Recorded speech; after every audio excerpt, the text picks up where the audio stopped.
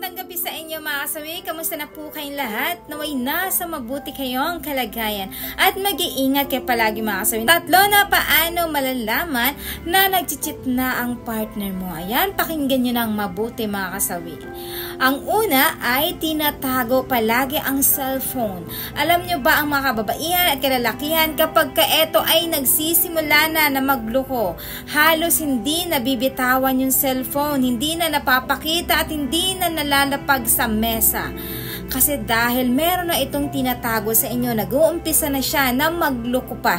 Kaya ayaw niya na makita mo, kaya niya tinatago ito mga kasawi. Kahit na ito ay pumunta ng CR, talaga namang bit-bit niya ang cellphone para wala kang makita na ebidensya sa kanya mga kasawi. Yan yung ating una mga kasawi. Ang pangalawa mga kasawi is busy palagi. Alam nyo ba ang mga kababaihan at kalalakihan kapag meron na itong kinalulukuhan?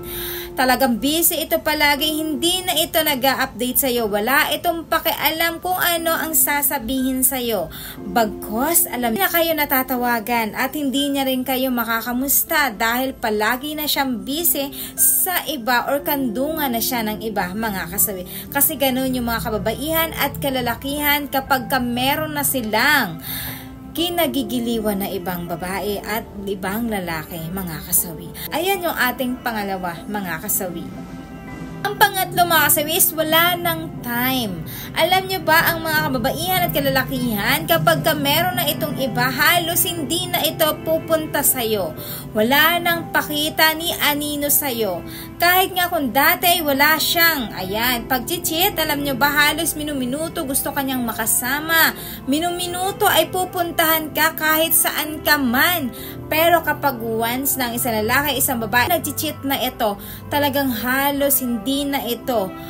Wala na itong oras pa sa'yo, hindi ka na niya pupuntahan, hindi ka na niya kumumustahin, kahit nayayain mo ito ay marami itong alibay na kesyo ganito ganyan, may pupuntahan siya, may gagawin siya, ang dami siyang dahilan dahil ayaw ka na niyang makita at makasama dahil gusto na niya ay iba mga kasawi. Ayun lang po yung ating pangatlo. At syempre hindi mawawala yung aking advice sa topic na ito mga kasawi. Lagi niyong tatandaan sa magjowa or mag-asawa, kapag ka nag-cheat ang inyong mga asawa ay kayo na mismo ang unang makakaramdam.